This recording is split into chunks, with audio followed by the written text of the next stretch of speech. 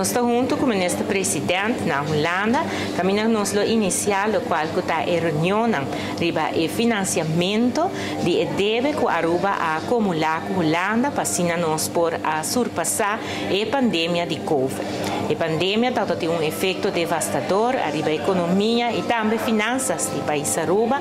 E a Holanda presta nos fundo necessário junto com o Corsol e também Sint Maarten. A outra chega momento para Aruba, mas por aí a claridade necessária conta para que o pago de deve aqui e condiciona de essa aqui já que nós como país é o único do reino que está placa no mercado internacional e pensa que orinang nos vai ter por claridade para nos por brinda na nos inversionista não.